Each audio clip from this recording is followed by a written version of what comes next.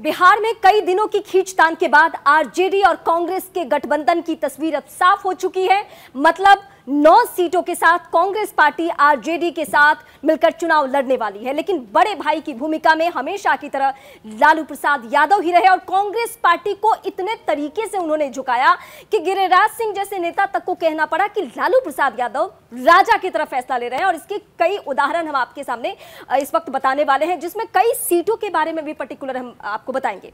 कहां कहां पे झुकी है कांग्रेस पार्टी, किन किन शर्तों पे झुकी है कांग्रेस पार्टी, जितने भी बड़े और दिग्गज और कद्दावर नेता थे कांग्रेस पार्टी के, उन सब का पत्ता कट चुका है, ये आप मान के चलिए। क्योंकि कन्हैया को बेगूसराय से अगर चुनाव लड़ना है तो ये सीट ही नहीं है कांग्रेस पार्टी के पास। इसके अलावा नवादा से जो कांग्रेस पार्टी के कद्दावर चेहरा है बिहार के लिहाज से अखिलेश सिंह, उनको अपने बेटे के लिए टिकट चाहिए थी, वो सीट भी कांग्रेस पार्टी को नहीं मिली है। अब आते हैं पप्पू के एंगल पे। वो पप्पू जो कि ये कह रहे हैं कि हम जान दे देंगे, पूर्णिया नहीं छोड़ेंगे, हम हर हाल में पूर्णिया में रहेंगे, पूर्णिया मेरी मां है।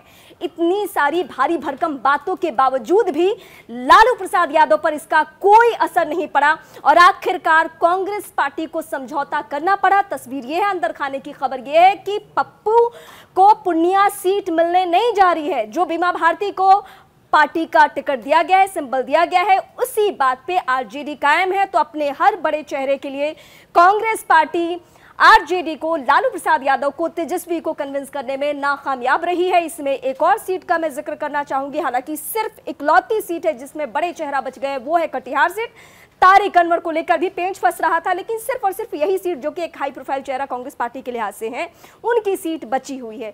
वो कांग्रेस पार्टी जो 2019 के चुनाव में अगर 39 सीटें जीतती है एनडीए गठबंधन, तो उसमें कांग्रेस पार्टी को ही 1 सीटें आती है।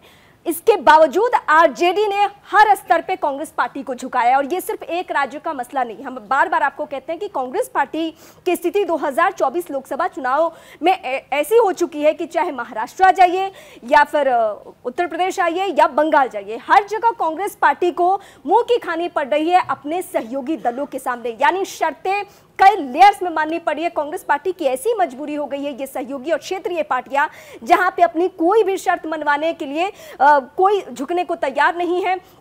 मैं फिर से पूर्णिया पर फोकस करना चाहूंगी, क्योंकि पूर्णिया वो सीट है जिसको लेकर पप्पू यादव ने अपनी पार्टी तक का विलय कर दिया।